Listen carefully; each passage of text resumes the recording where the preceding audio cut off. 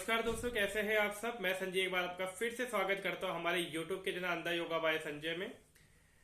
तो बात करेंगे आजकल जो माइंड में लोगों को चलता रहता है कि योग सिर्फ आसनों का अभ्यास या फिर प्राणायाम करना, अनुलोम विलोम, भस्त्रिका करना, यही चीज ठीक है। ये सारी चीज ठीक है, पर ये एक योग के अंग है आसन प्राणायाम। तो इसी में जो लोग कहते हैं कि योगा से क्या होगा, तो मैं सबसे पहले तो ये बताना चाहूंगा कि हमारे शरीर की छोटी से छोटी बीमारी और बड़ी से बड़ी बीमारी को हम योग के द्वारा सही कर सकते हैं। जो पुरानी बीमारी चलती हुई आ रही है कि जैसे हमारे दादाओं से, पिताजी से, या फिर हम पे अब वो दिक्कत हो रही है। जैसे कई लोगों का ऐसा होता है कि कई लोगों को सर्वाइकल होता है, थायराइड होता है, तो ये वंश से चला हुआ आ रहा होता है। तो लोग इसमें काफी घबरा जाते हैं कि हमें तो ऐसा है तो हम ठीक नहीं हो सकते, या हमें होगा ही होगा, ऐसा भी होता है। तो योग से इन चीजों को भी सही किया जाता है। सारी बीमारियों का इलाज योग में है, परंतु क्या है कि योग जो है हमारे शरीर से धीरे धीरे काम करता है। हमारे शरीर में जड़ से बीमारियों को सही करना शुरू करता है। लोग क्या करते हैं कि आजकल एक तो जल्दबाजी ज्यादा रहती है कि हमने आज सीखा, हम सोचते हैं कि हमें एक हफ्ते में इसका रिजल्ट आ जाए या फिर अगले दिन हमें कुछ पता चल जाए। ऐसा नहीं होता, क्योंकि योग में आसन, प्राणायाम, सूक्ष्म क्रियाएं, ध्यान, मेडिटेशन अपने शरीर से ही अपने को सही करना है हमें योग में। इसमें किसी औषधि की आवश्यकता नहीं होती कि हम कहें आप ये गोली खा लेना, ये गोली खा लेना। हम ऐसे किसी को नहीं कहते योग में। दूसरी चीज है कि जहां औषधि की बात आती है वहां हमारा आयुर्वेद काम आता है। ठीक है। तो अगर आप स्वस्थ हैं और आप अपने शरीर को फिट रखना चाहते हैं तो आप क्या कीजिए, आसनों, सूक्ष्म क्रियाओं से अपना योग का अभ्यास शुरू कीजिए। तब जाके धीरे धीरे आगे बढ़िए और तब आप देखेंगे कि आपका शरीर जो है बिल्कुल फिट होने लगा है। कि जो आपके शरीर में अगर कोई, भगवान ने करे कि कोई बीमारी चल रही है या फिर आपको ऐसा है कि मुझे ऐसी ऐसी प्रॉब्लम होती है, तो वो चीजें धीरे धीरे सही होने लगती है। तो आपको इसमें दिक्कत नहीं आती। कई लोग सोचते हैं कि आसन कर ले, प्राणायाम कर ले, योग सिर्फ इतना ही है, बाकी खत्म। योग एक बहुत बड़ा विषय है। इसमें बहुत चीजें अंदर सीखने को है, समझने को है। सिर्फ आसन प्राणायाम को योग नहीं कहते। योग में कई सारी चीजें हैं कि हम सीखते हैं। जैसे हम योग में एक सुंदर सी चीज कहते हैं कि आत्मा का परमात्मा से मिलन ही योग है। अब वो आत्मा क्या है, परमात्मा क्या है, उसका मिलन कैसे होगा, ये सारी चीजें हैं, बहुत बारीक डिटेल होती है। जिसका अभ्यास हम, जैसे जैसे हम योग में आते हैं, योग मार्ग में आते हैं, तो धीरे धीरे हमें खुद ब खुद महसूस होता है कि ये चीजें क्या है। तो कई सारे लोग हमारे पास आते हैं तो सीधा कहते हैं कि हमें तो ये आसन सीखना है, वो आसन सीखना है। फिर एकदम से वो उस आसन का अभ्यास करते हैं तो दिक्कत होनी शुरू हो जाती है। तो सबसे पहले तो मैं आप सभी को ये राय दूंगा कि आप सूक्ष्म क्रियाओं से, जैसे कि मैं कई बार पहले भी वीडियोस में बताता हुआ आया हूं कि सूक्ष्म क्रियाओं से अभ्यास को शुरू कीजिए। मान लिया कि हम कहते हैं कि हमें भुजंग आसन ही करना है, तो भुजंग आसन, हमारा शरीर जमीन पर लेटा है, हमारे हथेलियों पे सारा भार है। अब जब हमारी हथेलियों में किसी प्रकार की दिक्कत है और उस भार को नहीं संभाल पा रही, हम कहते हैं कि चलो आप 30 सेकंड, आधे मिनट तक भुजंगासन को होल्ड करना है। तो क्या होता है कि हमारी कलाइयों में दर्द होना शुरू हो जाता है। तो दर्द होने से क्या होता है कि हमें ये होता है कि हमने भुजंगासन किया और हमारे शरीर में दिक्कत होनी शुरू हो गई। तो यानी योग कोई काम का नहीं है। योग से सिर्फ बीमारियां आती हैं, जाती नहीं है। तो ऐसा नहीं है। सबसे पहले जब आप सूक्ष्म क्रियाएं करेंगे, हाथों को, हथेलियों को ऊपर नीचे करना, हाथ की उंगलियों को खोलना, बंद करना, क्लॉकवाइज, एंटी क्लॉकवाइज घुमाना, तो क्या होता है कि हमारे शरीर में जो कलाइयां होती है, जॉइंट्स होती है, ये हमारे शरीर खुलते हैं। कई बार क्या होता है कि ये देखा जाता है कि वात रोग यानी वायु रोग से क्या होता है कि हमारी कलाइयों में दर्द रहना, कोहनी में दर्द रहना, बाजू में दर्द रहना, सर्वाइकल जैसी दिक्कतों का सामना करना, तो ये वायु दोष के कारण होता है। कि जब हम योग अभ्यास नहीं करते होते तो वायु जो बढ़ता जाता है, हम क्रियाएं कराते हैं तो उनको बड़ी दिक्कतों का सामना करना पड़ता है कि हमें तो यहाँ दर्द हो रहा है, वहां दर्द हो रहा है। तो उसके लिए हम सबसे पहले क्या करते हैं कि वायु दोष में, कि सबसे पहले आप अपने जो जितने भी जॉइंट्स हैं उनको फ्लेक्सिबल बनाइए। तो हथेली को ऊपर नीचे करना, हाथों के उंगलियों को इस प्रकार करना, अंगूठे को अंदर करके मुट्ठी को 10 डाउन क्लॉक, 10 एंटी क्लॉक घुमाना, बाजुओं को घुमाना। तो इससे क्या होता है कि हमारे शरीर के सारे जॉइंट जो है खुलने शुरू हो जाते हैं। उसके बाद फिर क्या होता है कि धीरे धीरे आसनों के अभ्यास में आते हैं। तो ये सूक्ष्म क्रियाएं होती है। इसके बाद आसनों की क्रियाएं कराई जाती हैं। जैसे मान लिया सूर्य नमस्कार के हम दो आसनों को लेते हैं कि हस्त उत्थान आसन, पाद हस्त आसन। तो हस्त उत्थान आसन में क्या होता है कि दोनों हाथ को ऊपर उठाना है, फिर हम कमर के सारे नीचे झुकते हैं। तो कई लोगों को क्या होता है कि हमने देखा है कि कई लोग जब नीचे झुकते हैं तो पूरा नहीं झुक पाते, उनकी पीठ जो मुड़ जाती है। कमर नहीं झुक पाती। फिर कहते हैं कि हमारा तो शरीर, हमारा आसन पूरा सही से लग नहीं रहा है, तो उसके लिए हम क्या करते हैं कि दोनों हाथों को कमर पे रख के पीछे झुकना और आगे झुकने वाली क्रियाएं करवाते हैं। तो ये क्या होता है कि जब हम आसनों की पहली क्रियाएं कराते हैं तो इससे हमारा शरीर जो है धीरे धीरे फ्लेक्सिबल होना शुरू हो जाता है। तो जब शरीर फ्लेक्सिबल होना शुरू हो जाता है तो फिर हमारे आसनों में बहुत मदद मिलती है।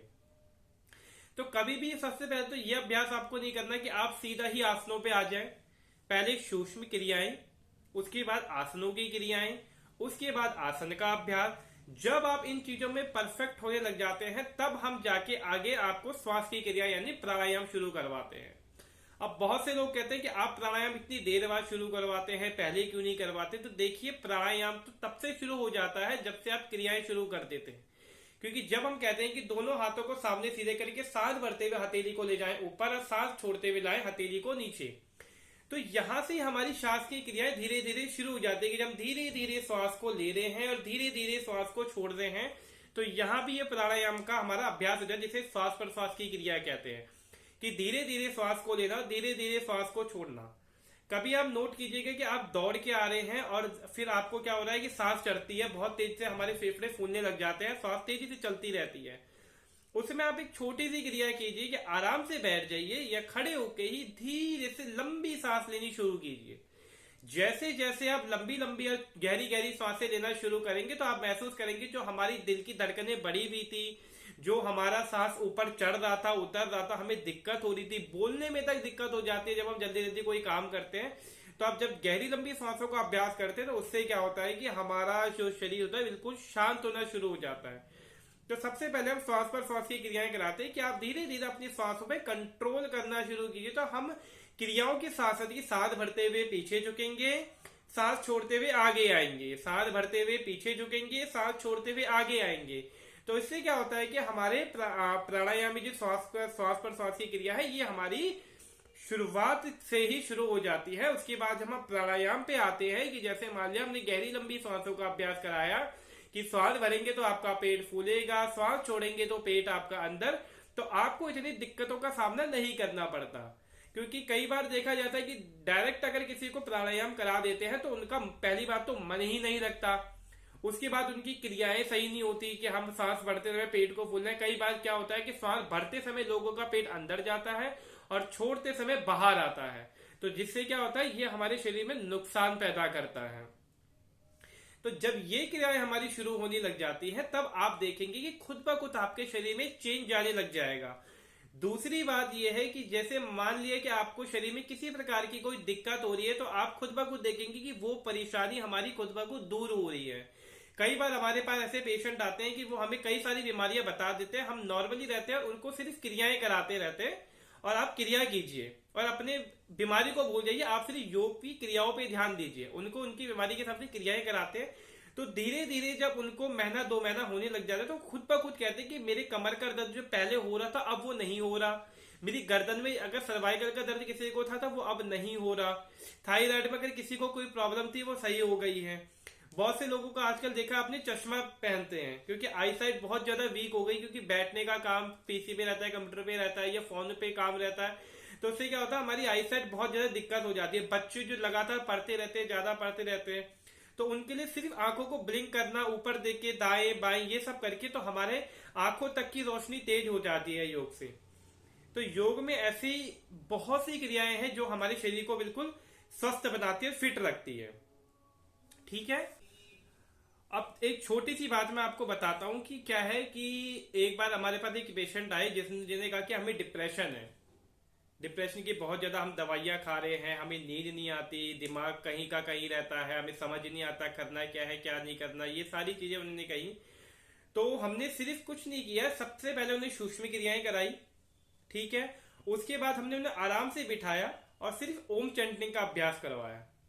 तो जब ओम चैंटिंग का अभ्यास कराया तो धीरे धीरे जब 1 हफ्ता 2 हफ्ता 3 हफ्ता होने लगा तो उन्हें धीरे धीरे नींद की जो सबसे बड़ी समस्या थी कि मुझे नींद ही नहीं आती, तो वो नींद की समस्या बिल्कुल सही होने लगी।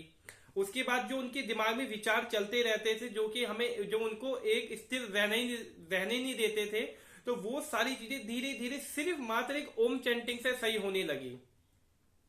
ओम चैंटिंग के बाद हम उन्हें मंत्रों पे ले आए, जैसे हम कहते हैं कि महामृत्युंजय का मंत्र या ओम नमः शिवाय का मंत्र, जो जिस भी आप ईश्वर को मानते हैं उनका बीज मंत्र ले लीजिए, उस मंत्र का जाप करते रहिए। तो धीरे धीरे हमने ये देखा कि उनकी जो डिप्रेशन की दिक्कत थी वो सारी चली गई, नींद की समस्या सारी चली गई, जो विचार उनके घूमते रहते थे, माइंड को स्थिर नहीं रहने देते थे, वो सारी चीजें बिल्कुल सही हो गई। तो सिर्फ ओम की क्रिया से। फिर उसके बाद जब उन्हें आसनों पे लेके आए, जब उनके शरीर की शुद्धि करनी शुरू करी आसनों के द्वारा, उनके पेट को मजबूत बनाए, जितने भी उन्हें को कॉन्स्टिपेशन ज्यादा रहता था तो वो सारे कॉन्स्टिपेशन उनकी बिल्कुल सही होने लगी। फिर वो अपने आप को इतना बिल्कुल स्वस्थ महसूस करने की, वो समय पे सोना और समय पे उठना उनका अपने आप शुरू हो गया। तो थोड़ा सा समय लगता है, योग जड़ से काम करता है, परंतु आपको धैर्य और संयम बनाए रखना है। जल्दबाजी की योग में कोई भी जगह नहीं है कि आप सोचिए कि मैंने आज योगा शुरू किया, एक हफ्ते बाद में बिल्कुल सही हो जाओ, ऐसा नहीं होता। हाँ, कई केस में ऐसा होता है कि एक हफ्ते में आपको बहुत जल्दी रिजल्ट आना शुरू हो जाते हैं, क्योंकि वो ये होता है कि शुरुआती दौर के अगर ऐसे कोई रोग है तो वो जल्दी ठीक हो जाते हैं। पर अगर ज्यादा देर हो गई है तो उसमें काफी दिक्कतें आनी शुरू हो जाती है। तो अगर आप योग करना शुरू कर रहे हैं तो आपको इस बात का ध्यान रखना है कि आप धीरे धीरे धैर्य और संयम के साथ योग का अभ्यास करें। आसनों का अभ्यास करना है तो पहले सूक्ष्म क्रियाओं का अभ्यास करें, उसके बाद धीरे धीरे आगे बढ़े। तो ऐसी किसी भी प्रकार की जानकारी अगर आप हमसे चाहते हैं या किसी भी प्रकार का आपको ऐसा कोई डाउट हो तो आप हमें बिल्कुल कमेंट कर सकते हैं।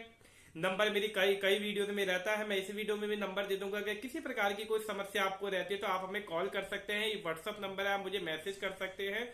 आपकी उस समस्या के लिए हम वीडियो बना देंगे कि इस आपको ये करना चाहिए, ये कौन सी क्रिया आपको सही रहेगी, आपको क्या करना सही रहेगा।